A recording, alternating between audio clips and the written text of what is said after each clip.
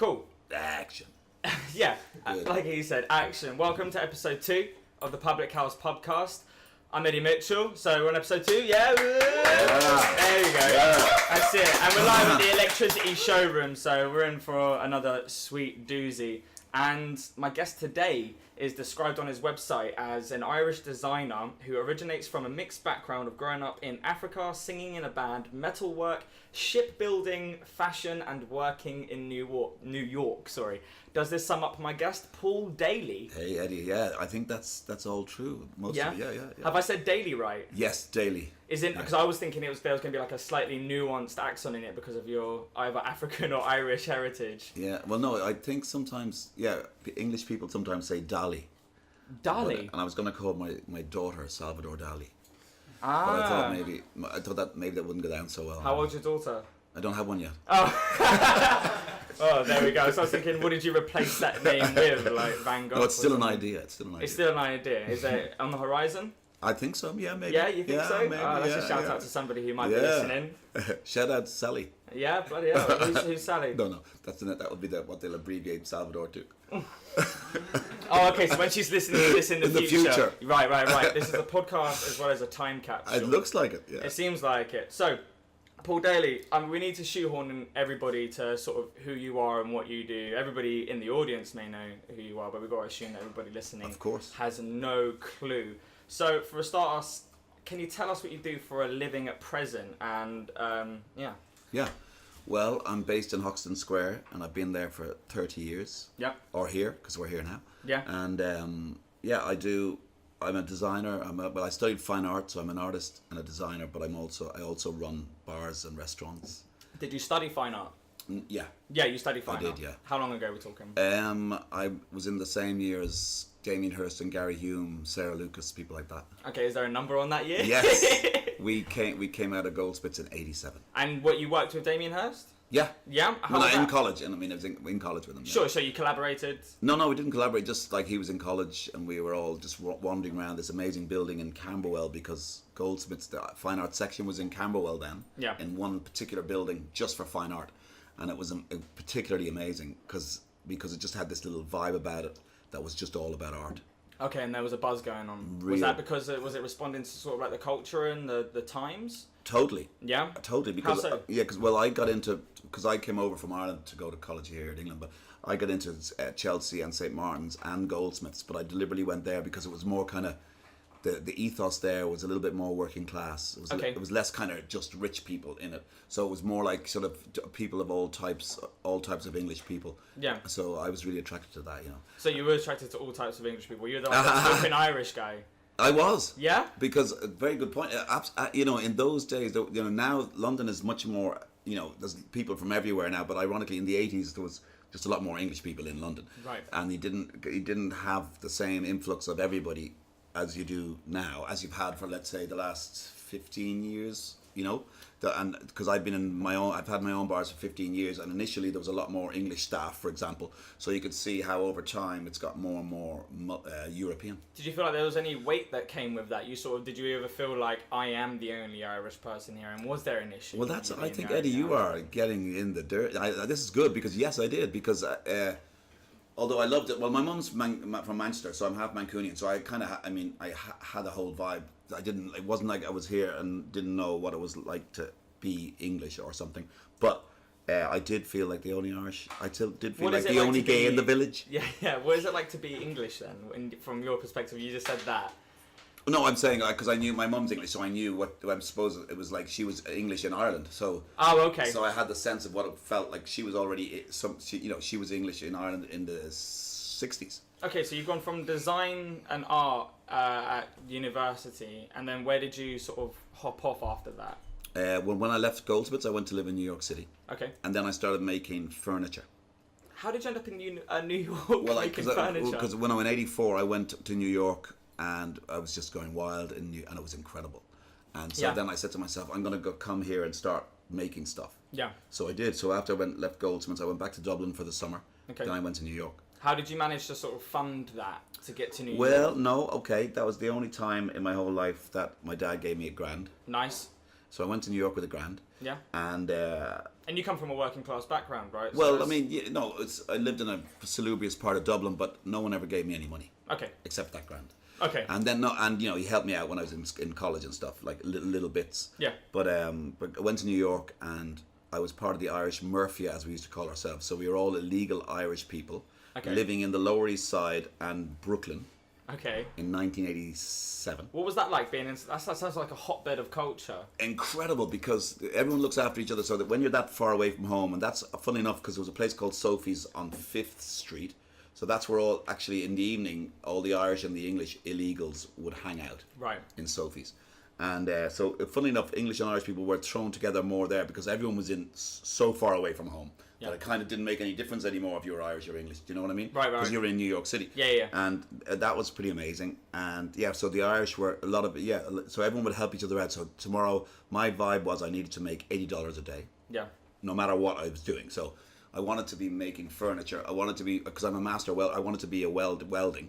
Okay, you're about to say you're a master welder. I'm master welder, yeah. Yeah? How does one become a master welder? Well, you study. Okay. So before I went to art school, I was an apprentice fitter turner. Okay. Which is where you learn to weld. Okay. And I had a particular aptitude to welding.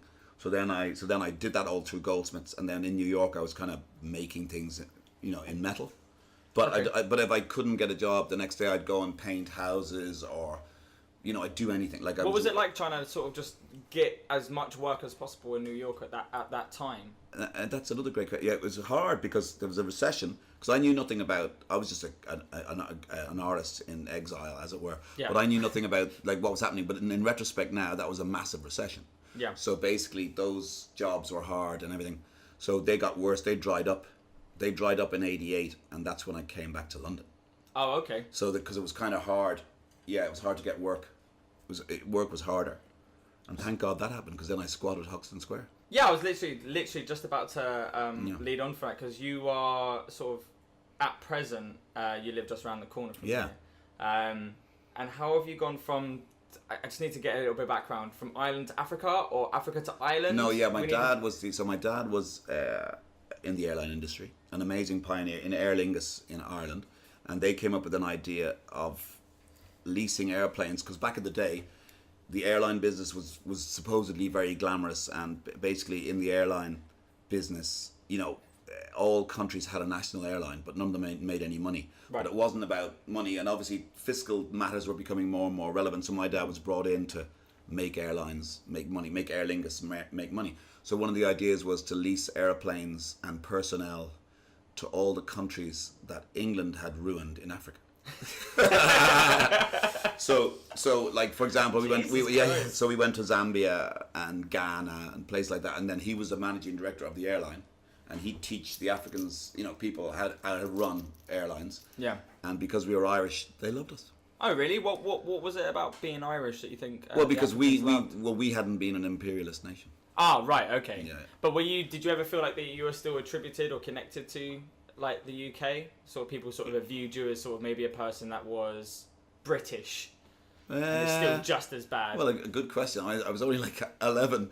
Oh, okay. I'm sure, so it's early days. I think they thought I was Irish. Yeah, you're not going to get so much sort of political backlash. Nah, there was loads of English people. I mean, I was just being a bit facetious. No, essentially, we were brought in for that reason, but there was still loads of English people there. And how long were you in Africa for? 8 years. 8 years. But I was still going to boarding school in Ireland. So what happens is, you get to a certain point in Ireland, you have the leaving cert. Sorry, the intercert, which is equivalent to O levels here in England. Okay. So I was at that age where my parents thought, oh, maybe he should go to boarding school. Right. At age, around that time. Yeah. So that was a bit of a rough for me, because I was a real mummy's boy. My mum was an artist. She's dead now, but my mum was an artist. So even though I was I was kind of tough, and I was actually like a total mummy's boy.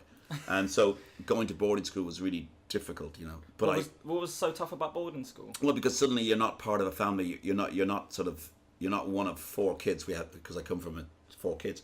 So suddenly you're on your own. Yeah. So you have that real sense of aloneness that would come at like 18. Yeah. You have it at 11.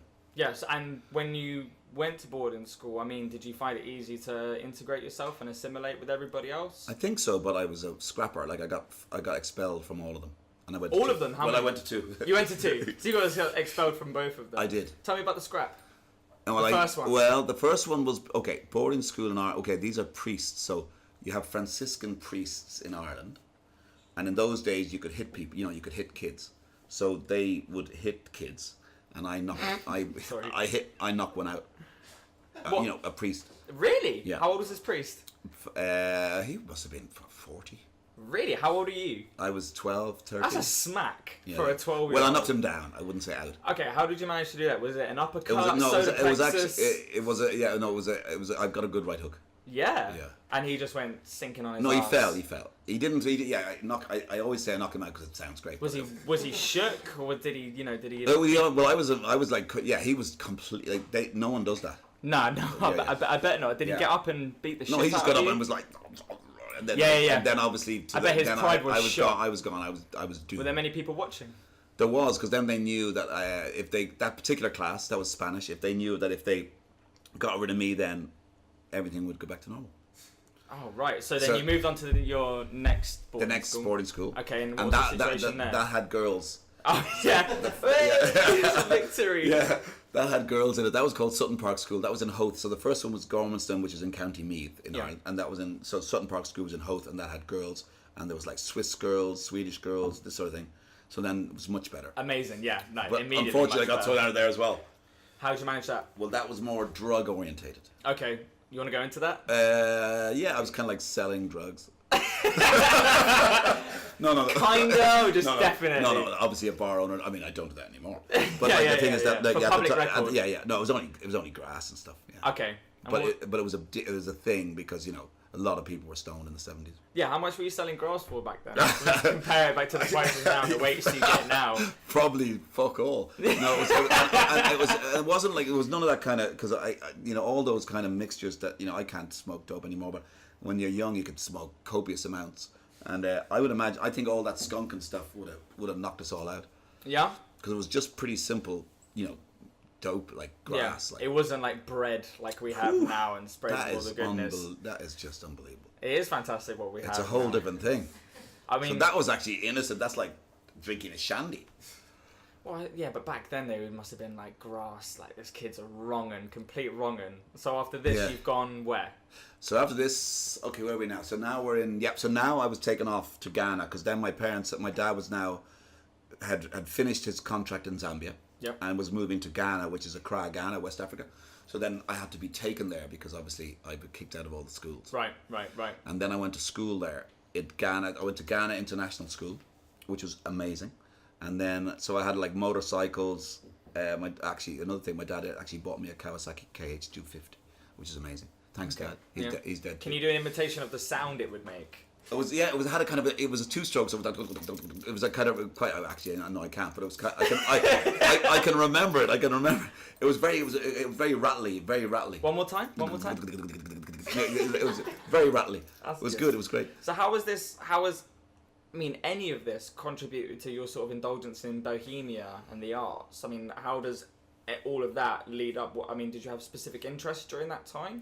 Were you always an artist? No, I was always in like music. There was a soundtrack to all of this. Okay. There was like rock and roll going on to all of this. This Okay. was like there was a soundtrack. That was Even like, in Zambia and everything. Ghana, Yeah. There was like so in Ghana, even if it was African music, like high life music. Yeah. So all the stuff that Peter Gabriel did a lot later.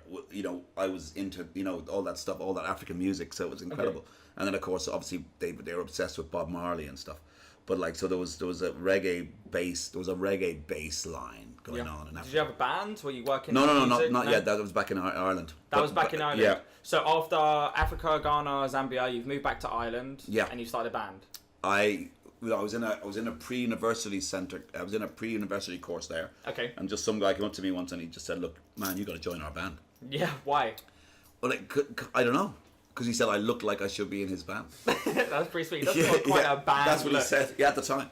Okay, And in Ireland, that's amazing because in Ireland, like again in retrospect, I think it's the same here. If you listen to Radio X or anything like that, you got to support. You've got to play X amount of your playlist has to be Irish. Right. So they have a big appetite for Irish bands. Okay. Even in the 80s. So we were suddenly on the radio. So he said to me on a Tuesday, "Do you want to be in our band?" Like on Saturday, we're like on the radio, national Really? radio, What radio station? RTE. RTE. It was called it was undiscovered bands Yeah. yeah, and that was Dave Fanning, who is still massive. Yeah. Dave Fanning. Did he have? Was it just one? So slot he produced. then? Yeah, we did a demo for Dave Fanning, in 1981. Okay, and then did you get any more replays? Did you release an album? An EP? Oh yeah, we got signed up for 5 albums. Yeah. But I at that point I said I was going to go to art school. I knew. Well, they were very nice chaps, but I knew that I couldn't be with those 4 guys forever. For 5 albums. Well, exactly. Yeah. How long? I mean, how long does 5 albums that came take up. to make? The offers came through when I was leaving, but they got dropped after 2. Right. But in those days, you used to get big deals. Yeah. Yeah. Why was it so? Why do you think it was so easy then to get deals? U2, because U2 were so big that they were looking for. U2 were a massive signing for Island Records, so they came to our. There was just like A&R people everywhere. So if you looked good, if you had a band that looked like we did, you got signed up. It was like that vibe. You worked with them, didn't you? Yeah. What was it? Well, I've got it written down here on their Zoo TV tour. Yes. How did that come to be? Well, I come from Malahide, so Adam Clayton and The Edge come from Malahide. So Right. I've known them, their parents. My mum knew their mums because they were English. Was he always the Edge back then? By the way, No, Dave. such a hardcore name. David Evans. Yeah, no, he was he was from very young. Yeah. Yeah. Just for the Edge since day Just one. The Edge from 16, 15. Okay. And so then I suppose I got asked to do that because I was breaking through as a designer, and then someone said, "Oh yeah, Paul could do stuff." Because what happened was in the 90s they decided to do more art stuff, so they needed Irish artists. Right.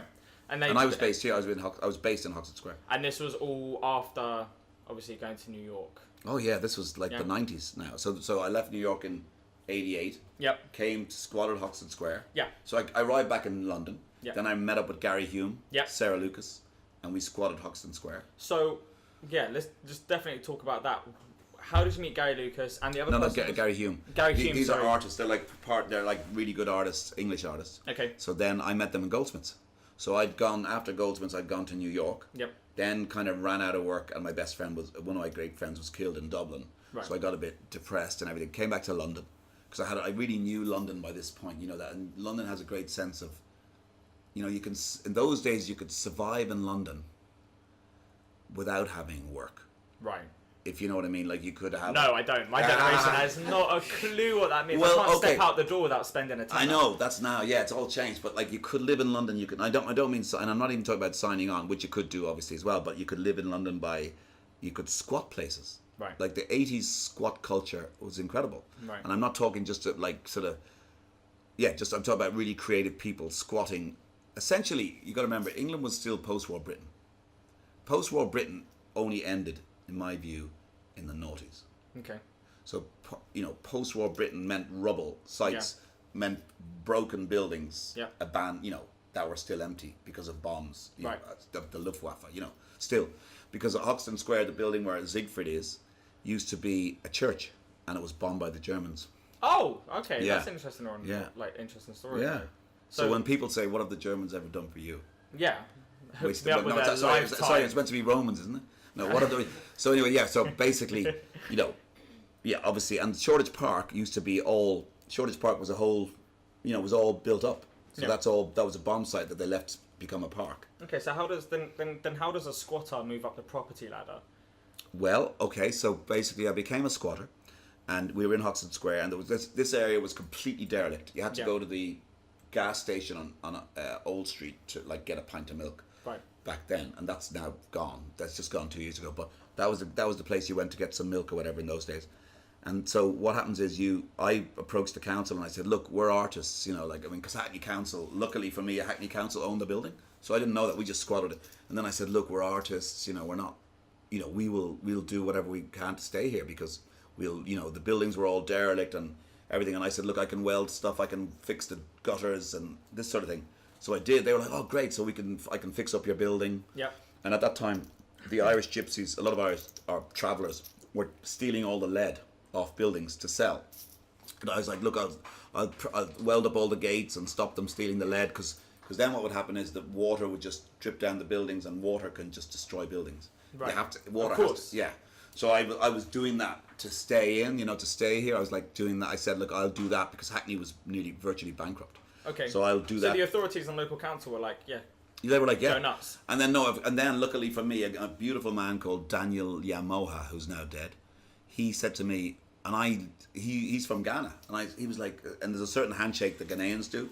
So he did this handshake, and I'm like, are you from Ghana? And he goes, yeah, I'm from Accra. And I'm like, man, I used to live in Accra. So he goes, he liked me, and he goes, wow, okay. He said, look, I like you. You know, you need this. You need to get a lease. You need to get a lease. And I was like, what's a lease? And he goes, I didn't know anything about it. He goes, you need a lease. And so I said, oh, look, we need leases, man. That's what we need. So he organized 3-year leases. Okay. For me and Gary Hume. Right. But the thing was, they were meant to contract the leases. This is quite technical, but they were meant to contract the leases outside the Landlord and Tenants Act. Okay. But I think the judge, and the courthouse was down towards the city back then. The judge forgot to stamp mine outside the Landlord and Tenants Act. Right. Which means I became a city tenant. Oh, what does that mean? That means that I had legal rights over the property. That's fantastic. It's amazing. Does that explain how you bought the property for so cheap? It wasn't cheap. Yeah, I think, retrospectively it's cheap. But you know what they say? Expensive now, cheap later. Yeah. And it was around this time you met Zigfred. Yeah. Yeah? Can you tell me more about that? Yeah, well, I mean, so... That's a massive encounter for you, surely. Yeah, I mean, that's an alter ego. Oh, is it? But it's somebody we've all met. Is he? How? Yeah. Well, we've all... Is he omnipotent? Is he just fucking literally everywhere? I think we've all met our Zigfred. Yeah? Yeah. And who is Zigfred? What does he do for people? Great question. I think he maybe does stuff that we all wish we could do. Like, I mean, he has independent wealth, but he shuns it. Yeah. So he doesn't want to do what he can go back to. He just does what he wants to do. When was Zigfred born? 2003. Why 2003 so specifically? Is that because that's when I opened the bar. That's when you opened the bar. Yeah, I was thinking Zigfred might have existed slightly beforehand. Well, actually, no. I've been caught out on my research. So I was thinking, who the fuck is Zigfred? Yeah. No, Zigfred is a. We all have a Zigfred, but I like this imaginary friend a lot. Yeah. No, me too. Like he's good. He's been good. He's been great. Like why adopt an alter ego? I just wanted it to be, to have that sense of like travel and that sense of like that you get in London and in New York, obviously, that people just from everywhere, Yeah. And you never know you never know anyone's past. Okay. Do you know what I mean? Yeah, absolutely. And like their past could be. So Zigfred adds another layer to that. Yeah, he hides his past. He hides his past, and so he could make up a completely normal past that he grew up in Ireland and he went to Africa when he was 11, and he went to and then he studied fine art, or he was an apprentice fitter turner, and then he was in a band. He was a singer. He could make up that story. Yeah, well, you clearly have. Well, which one's Zigfred. Well, exactly. Specifically. But everyone has their own Zigfred, I wish I had one though. Yeah. I don't know if I have. I don't know how to. What's the guide on to getting one? Just free your mind and your ass will follow. Yeah. I mean, I read that quote somewhere online. I love that quote. That's Funkadelic. That's George Clinton. Yeah. Yeah, I love that quote. But it's that kind of vibe. No, I mean the thing is, I'm not being facetious. I mean, it's just Zigfred von Underbelly is alive. So what was that sort of the idea of a bar born out of? Because obviously you've been a designer and you've done metalworks and shipbuilding and whatnot. Well, no, I work in a shipyard. Oh, you worked in a shipyard, okay. But I wanted to make it sound like a song by Tom Waits. Working in the shipyard? No, he has a song called Shipbuilding. No, an album called Shipbuilding. Oh, okay. Yeah. So then how did a bar come about, and why Zigfred von Underbelly be the name for it? Well, that's a great question, because when I was in there and I was like, okay, look, I've got to stay here. I've got to stay in Hoxton. I love Hoxton, because then everyone said Hoxton, they didn't say Shoreditch. So that happened later on, even though it was always called Shoreditch. But then people used to be like, because the whole vibe, the whole thing that we now see as Shoreditch happened in Hoxton Square. Okay. So I'm talking about the new wave of Shoreditch, because obviously Shoreditch has a whole history before the new wave. But the new wave since '88, since we came, that all happened. That was all Hoxton Square because there was a big fate here in 1993, a fate worse than death in the square, Right. which is basically an art movement. It's a good pun. Yeah, it's a great pun. Yeah. And it was an art move. It was a day full. It was just like it was like the first time Hoxton Square was rammed. The first time we had a massive event in Shoreditch, and that was the start. Right. 1993. Okay. That was the start of the Shoreditch we now know. How does that compare to sort of like the sort of 80s Shoreditch? Well, the 80s Shoreditch, there was nobody here. There was nobody here. No. It was why do you think that Shoreditch sort of up and came in sort of its I hate to say hipsterdom, but maybe sort of bohemia. Yeah, no, I mean, basically what happened was artists, so we scored number 11, and then in 1993, David Nicholson came and took over number 8 and 9. So we were from Goldsmiths. Yeah. They were all from the Royal College. And then they started doing up 8 and 9. And then they took over a few more. So it was the Royal College and Goldsmiths, all artists. And then from there, people were having parties. So people would come over and say, "Fuck, this area's amazing." Yeah. And then they'd go and get a building. Right. So that, it just starts like that. And then it just cycled and cycled. And so, yeah. And you opened a second bar. I did. Yeah. In 2008. Okay. Wow. Road trip in the workshop. So why did you open the second bar? Well, that was more like just like the whole thing of like, look, now I love the bar business, because I opened the first one just because I was like, what the fuck else will I do? Yeah. So I was like, let's do that. And then, but I wanted to fuse my whole history. Like, I mean, I wanted to do live music, support live music in England. Yeah. I wanted to have fashion, because I studied fashion for a while in Ireland for a year. So I wanted to fuse that and mix everything together with and my misspent youth. Yeah. So it was like, the bar is all that, especially in the days when it was wild, because now it's all about health and safety and organisation. But in those days, it was just about parties, Yeah. How have you sort of, because you've clearly experienced the transition from going from going from a squatter to owning a lease to having a bar and then having a second bar. Yeah. Between the first and second bar, how do you feel like it changed culturally? For me, or for the area. For you or for the area? Well, for me, by then I decided I absolutely loved what I was doing. Yeah. And then that bar came up and I thought, wow, that's an amazing opportunity. And would you believe it ended up that Hackney Council with the landlord again, which is great, and then which I didn't know at the time. And then also, so by that point I was becoming like a professional. Okay. By default, How so? Well, just because I never meant to be a bar owner in the first place. Right. Yeah. So then I just became like, but then I found I loved it. Yeah. Then I became totally like, into it and responsible within it. And I actually love, all the legislation and all the stuff that makes you better. Yeah. So, but maybe that's a sign of, I don't know, getting older. What, just complacency? No. I'm never complacent. No, I mean organized. Yeah. Yeah. Okay. Organized. You don't have to be complacency. No, I never. I by the time that happened, I'd sell. Right. Complacency. No. You Has can the never. market always been strong? Has it always been? Has the buzz been the same throughout? No. No? It goes. It's changed. It's got more and more intense as the area has become more and more developed. It's very affluent around here now. Yeah. Yeah, I mean, Hoxton Square. It's mad. Like, I mean, Hoxton Square. So in the 80s, in '88, the priests who live in, the priests from St. Monica's, they used to get attacked. Like, they were like, people were like attacking, they'd be attacked on the way to the tube station. Right. And whereas now, look at it now, they're much happier about the fact that it's so safer. Yeah. There was a like around the corner from Road Trip in the Workshop, there was a lot of incidents happening. And who was attacking the priests? Well, it was just rough. I mean, you wouldn't park your car in Hoxton Square in the 80s. Okay. You would not. It was that bad. That bad. Was it? It sounds crazy because it sounds like some old guy talking about. But that's the reality. You just wouldn't park your car there. And now look at it. It's like £4 an hour. Yeah. It's like it's like Mayfair prices. Do you think all like sort of every area in London it could be a victim of this? This gentrification. I mean, I know it makes things safer and everything else, but it seems like Old Street Central has been done. And now it's just expanding, and I live in Greater London, and all I see is lovely new buildings, lovely new bars, lovely new pubs, and less crime, less people getting beaten up. I mean, is that part of being in London? Well, that's a good thing. I mean, obviously, violence is just a nightmare. Yeah.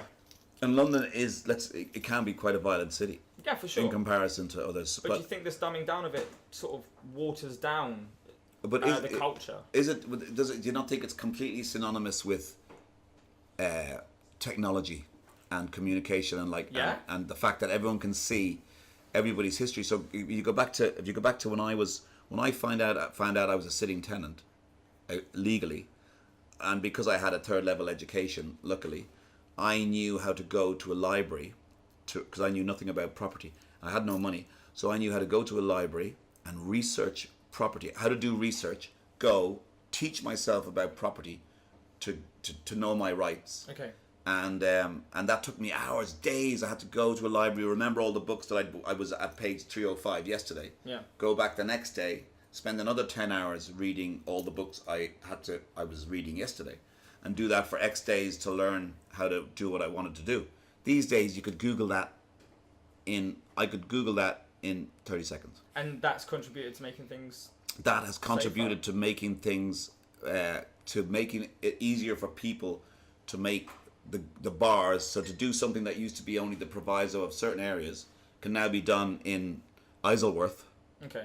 Because people can learn how to do it quicker. It used to have to be in the know before, or part of the intelligentsia or whatever, or be part of a group or something. Whereas now you can just Google it, learn it, get the money, do it.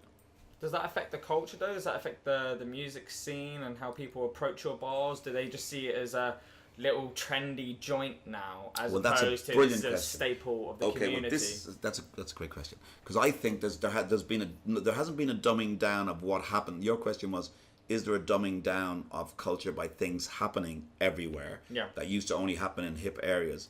I think what's happened is people have forgotten to learn the history of things. Yeah. Therefore, everything looks the same to them when in fact everything isn't. But you have to look into the history of it and go, it's like, oh wow, did that happen? But because people don't do that, because everything's so immediate, they prefer to look at Beyonce or whatever.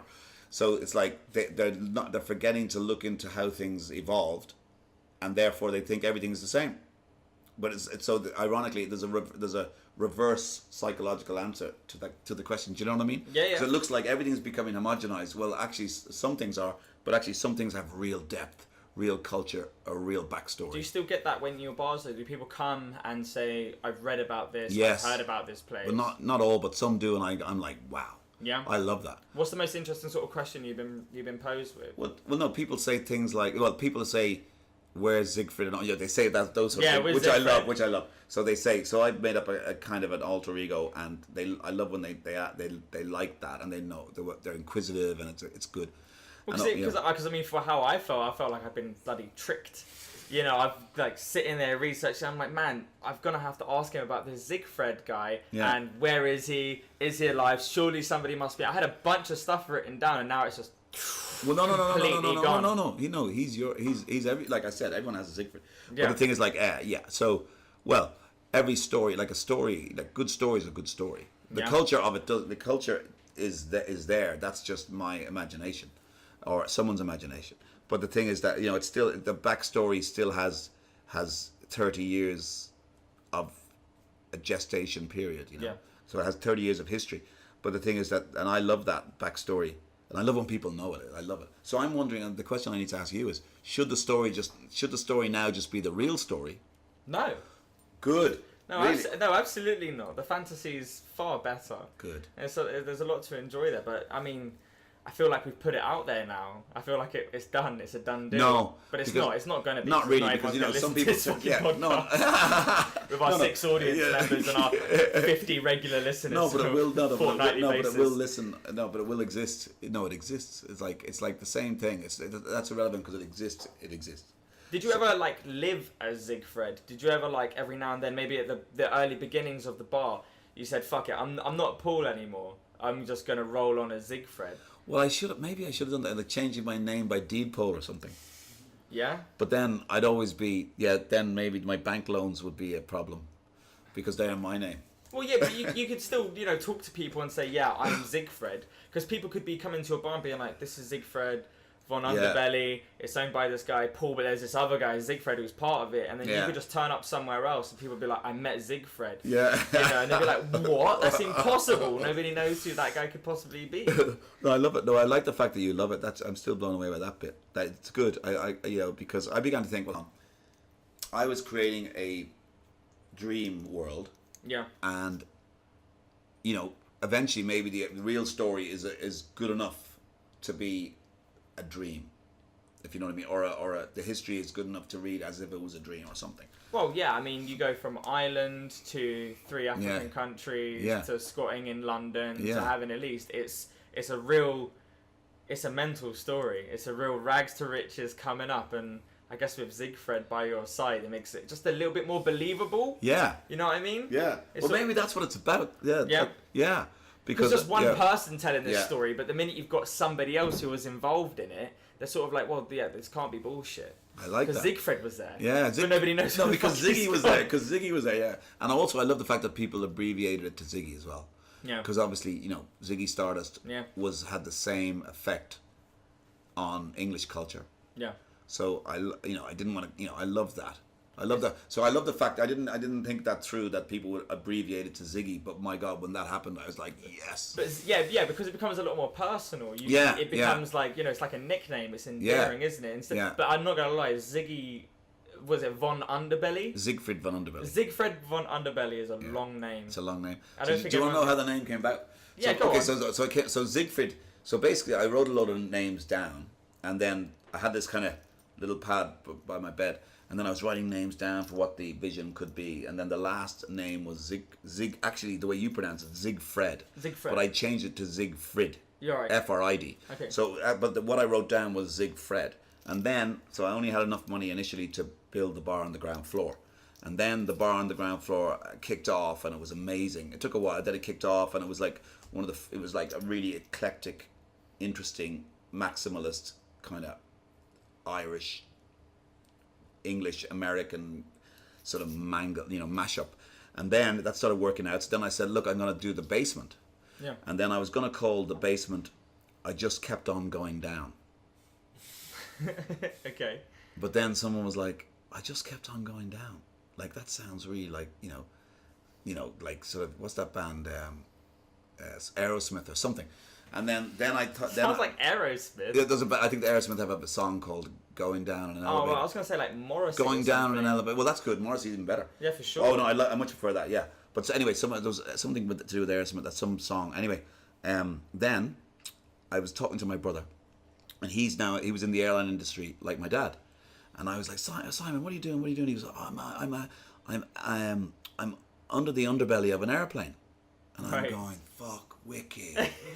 So I said, I'm going to call it Underbelly. Right. And then at the time I loved Dita Von Teese. Dita, so I said, oh, fuck, Von. Yeah, yeah. So that's actually how the sculpture of it happened. That's such an odd thing, because a lot of people may hear this, and be like, Zigfred von Underbelly, that's a genius name. Yeah. That's a genius long name, but it all comes from a phone call, Yeah. favourite person, and Zigfred. Why Zigfred? Where the fuck did Zigfred come from? That bit I made up. No, that's that bit you made up. Eddie, you that's didn't see that that's in a great in question. comic book? No. That's the bit.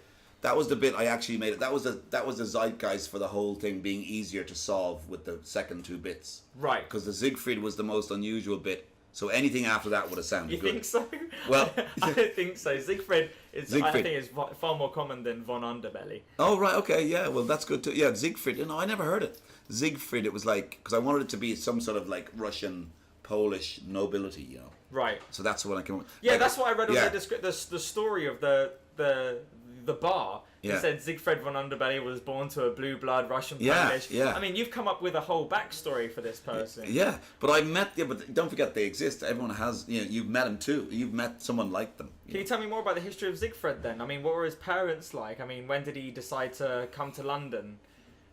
I think he came. Well, I mean, he came. He came in the punk days. Yeah. But then he went to Berlin. Like he was very much into London. But I think then he spent some time in Dublin. Yeah. But then there was a kind of a post-punk new wave scene in Dublin. But Phil Lynott, because I knew Phil Lynott quite. Rest in peace, Phil Lynott, yeah. Because I knew Phil Lynott quite well, a little bit well. So I used to sort of hang out with Phil Lynott. So he had to be part of it. I mean, he was an amazing cat. I mean, what, you were hanging around with Phil Lynott? Yes. What was Phil Lynott like? He was incredible in the Bailey in Dublin. Yeah, he was amazing because when the 80s came along, because he was a big 70s star. Right. And then the 80s came along, and it was interesting just seeing him become a kind of a 80, doing the 80s. Like Phil Lynott does the 80s. It was weird. What would you get up to with him? You just go out drinking? I only ever just hung out with them in the Bailey because there was a certain bar that everyone used to go to, and Dublin's quite small and everyone knocks about, and the Irish are very open and down to earth, even Yeah. if you're filled in it. Right. So we'd just be hanging out, and I Any was. other notable faces there? Obviously there'd be U2 would be around, Yeah. and then as the whole scene got bigger, more and more people came to Ireland. Then How was Bono like in his formative years? it was great. He was just like he was just a guy with a big dream, just very kind of normal, really. Like, just he didn't even know their own future either. He gets a lot of stick now. Oh yeah. Why do you think that is? It's just you have to, when you're at the top. You can't get at him now. Yeah. So you can't get at him. He's not even like a politician, because they fall from grace a lot very fast. Yeah. So when you can't get at someone, people don't like it. Was he always he had sort of a philanthropic nature? He always Yes. sort of give something to the world. A lot of people don't. That's a very good question. A lot of people don't know that. Yeah. So basically, and people slag it as if it was a late thing. No, Yeah. it was always there. Like, I mean, for example, like, and that I have to say is, that I always defend that the fact that, to like it or hate it, 19 the same, 21 the same, 24 the same, 26 the same. So that's, now it's just got, like, it's the same with knobs on, Right. So I admire that. Because South Park did a big episode, basically, literally based around him, where the punchline was that he was the biggest piece of shit. Oh, I didn't see that. Right, Oh yeah, they did a whole episode, and one of the main characters, Randy, is trying to beat the record for the biggest shit. Oh. And then it turns out the living, breathing Bono is the biggest piece of shit. Do you feel like that's unfair commentary now? No, I think that sounds like great fun. But it's not. I mean, yeah, because if you're the fact that you're even in the cartoon is a massive thing. Like, I mean, that's just testimony to how big. Would it have been better to place maybe like somebody like Chris Martin of Coldplay? Oh well, definitely for me, Jesus, yeah. Like, do you think that somebody might be out there though listening to this? Well, probably not, but like, somebody who knows Chris Martin going, yeah, he's been like that since day one as well. He was always just, no. I'd say he's faked it all along. Yeah. Well, that's not rock and roll. What do you think of the progress of Coldplay? Let's I enjoyed Rush of Blood to the Head and Parachutes and X and Y. Really? Oh, I did. Yeah, I really did. Yeah. After that, it was bollocks Yeah. for me. And at the moment, they seem to just be doing what music that you would put in the Super Bowl. You know Totally. what I mean? No, but that is like how to make good music that people want to listen to. That's when it all goes tits up. Where's music at the moment for you? Where is it? I mean, do you listen to any charts? Is there any guilty pleasures? I like to listen to Usher every now and then. Right. He's got some shit hot albums and some wicked B-sides. Well, yeah, no, I think it's gone weird, hasn't it? Music, like, you just have to get back to live music. Yeah. Like, I mean, it's massive for the big guys and everything. I mean, live music is massive. Yeah. But it's music has got a bit weird. It's not live music though, is Yeah. it really? There's often a lot of computers. Yeah. Well, that's okay too, as long as the show is put together in a great way. Like Kraftwerk did that in the 70s, Right. And look what they did with the loops and everything. Yeah. They reinvented everything. But like it'll come and go. I mean, England's been incredible. I mean, the live music in England is. I mean, in the 70s there was no real American bands at all, and at certain points it was all English bands. Yeah. And they were all leading the way live music in America. And the Americans just took that and did glam rock. Well, yeah, for a little while. And then they came back big. I mean, obviously, but like, so live music, yeah. That's why I've always got live, like those two venues I have, Underbelly and the Workshop. Like, I don't make money out of live music, right? But I'll never stop doing it. Do you have constantly new bands and whatnot coming in? Yeah, like any notable names? Yeah, I mean, we've had the Horrors. Yep. We've had Amy Winehouse. She actually owed me a few quid. Yeah, yes. Because I used to have to pay for her cab. This is in 2004. Right. So, 2005 when we opened Underbelly. But we've had Little Boots. Yeah. You'd have to ask Omar. We've had loads. They're all up on pictures in the Underbelly, actually. We've had loads of people who then went on to do good things. But the whole thing about what I love about live music is when I was in a band, is the thing it can give you is you learn leadership qualities, organizational qualities. Like, for example, in my case, I was in a band, and I was like, I'd be the one organizing the gig. So I realized I had organizational capabilities. So I'd just be telling people what to do, and then you learn that you have that. So to me, it was like, when I look back, it was an incredible time. You're a young kid, you're organizing it, borrowing cars, putting gear in cars, getting to gigs. Where's the fucking drummer? Yeah. Blah blah blah. And you learn, and that's like so important. So that I realized for me, that was incredible. So I knew I could run a company based on being in a band, Right. for example, and just run people, organize. You know, like it's almost like doing rotas for bars or something. And it's like, yeah, it was. So when I see young kids doing it, you know, even if 0.1% are going to make it, it's irrelevant. What the others are going to learn could mean a lot to them anyway. And how do you go about sort of sourcing your acts? Do they come to you? They come to us. Yeah. But we have Omar, my right hand man. We're involved together. Like he used to be a drummer, so we have a lot of. We both used to be in bands, so we're like kind of. Well, he's more of a musician than me, but I still had a little bit of a time in a band. Yeah. So I was able to. So we're able to really know what's what. Yeah. Because you know, even if you're older, you can still sense the kind of people you want to have. Oh yeah, for sure. Yeah. And I mean, what's it like trying to keep those type of people around you though? Do you have to, It's hard. It's hard because you have to.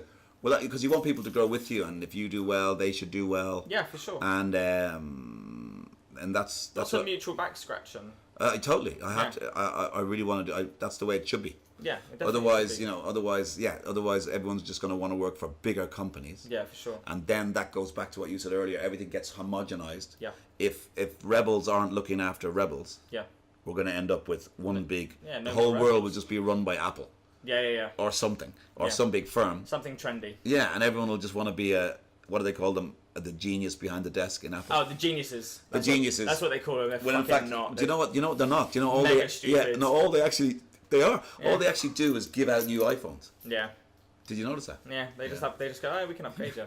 We can upgrade you. There's a problem that I'm a genius. I'm a genius. I got it covered. No, I mate. was fooled by them. Oh yeah. Yeah. When? And none of them are Zigfred. None of them are Zigfred von Underbelly. They're just all I just thought they were geniuses. How did you get fooled by them? No, you just go in. One guy seemed incredibly clever, and then he just went. When I came back, they said, "Here's your new iPhone." Wow. I thought he was going to fix it. Yeah. And what? He told me what was wrong with it, and then they just gave me a new one. Did it come at extra cost? No. No. It's kind Always buy your iPhone from Apple, Yeah. because if you get one through your provider, when it breaks, you have to fix it. Right. So, but if you go through Apple, they just If replace. you buy it through Apple and then just have your SIM from your Is it your gonna provider, cost more? Is that? no, Nah. because they write it down anyway. No. So you're basically getting a mortgage on your phone. That sounds awful. Like Yeah. because a mortgage is going to tie you down for the rest of your life. No, 2 years. Oh, you're, right. you're getting Because a 2 year. Yeah. I was thinking the mortgage will screw you. No, you can't say that because a lot of people can't. So a lot of people. I think I'm even going to take my next phone, even though I have that knowledge. I'm still thinking I'm going to write it down. How do you feel about technology? Love it. Yeah. It's amazing. Do you think so? I think that's a thing of like, I hate to say your generation. Yeah. That technology is amazing. Like, we just get technology and we're like, it's slow. Good point. It doesn't work as well as the previous OS That's or the amazing. layouts changed Yeah. whatever. It just annoys us. All these small little things. But I guess for you lot, you're like, fuck me. I can hold this thing in my hand. I can broadcast live as we did earlier via Dan or a pint glass or whatever we use as a camera thing, and we can put it out for the whole world. And I guess as you were growing up, that was the whole point. If you were in a band, that's all you wanted to do. Right? We could get to the whole world. That's all we wanted now. to do. Yeah. And So now they it's had just to work. saturated, isn't it? Yeah. It's just, So everybody's on it. Yeah. And that's the thing. So now a band can, like, you can be in every. Look at what's his name, Justin Bieber. Right. That guy, I watched a program about him on Netflix. He literally just did all this music in his bedroom. Yeah. And everyone knew about it in no time. Yeah. It's like the Arctic Monkeys via MySpace, Lily Allen. Do they? MySpace, yeah. They got picked up through MySpace. I think there was a few more. Does anybody from the audience want to shout out any names that they never picked up from MySpace? Hadouken, I got some. But they all fucking sucked in the end. Apart from Arctic Monkeys, they actually went on to be. Oh, they're brilliant. Pretty well, you ever met any of them? No. Nah. But I love them. You should try and get them on in your bar. Well, yeah. Well, they're too big for that. But no, I think Do you think so? Too big for the Underbelly? Well, no, they're too big. I don't know. Maybe they do. Nah. Secret gig. That's a good idea. They'll listen to this podcast. They'll be like, Zigfred was a genius idea. Fucking No, get but they're him in. brilliant. They're brilliant. Now, you don't even mention them in the same conversation as Coldplay. Okay. Because they are brilliant. I feel like I shouldn't now. I kind of want They to. are a brilliant British band. Yeah, they are. Yeah. They're good export. I mean, is any other bands rocking it for you? Doing it for you? At the moment. No. Not really. No, you caught me there. I'll have to think about that one. Yeah. No, Oh, we'll come back. yeah, We'll do yeah, another. We'll do yeah. another podcast, and we'll bring it back in. Yeah. Yeah. Yeah. All right. Cool. Well, I'm gonna wrap this up here then. Yeah. So check out the Public House magazine at readpublichouse.uk. You can listen to us on iTunes by searching Public House Pubcast. Twitter at Read Public House. Insta at Read Public House. Me on Instagrams at Tired Pleb. And have you got anything, Paul? No, I'm cool. You can just find No, me. you're you cool. Can find me on Zigfred. Zigfred, yeah. Look for Zigfred, and Paul will find you. Yeah. Yeah. All right. Thank you very much, Thank Paul. you. Cheers very Nice much. one, mate. Thank you very much, guys. Yeah. Wicked. That was good. That was fun. Yeah. That was a lot of fun.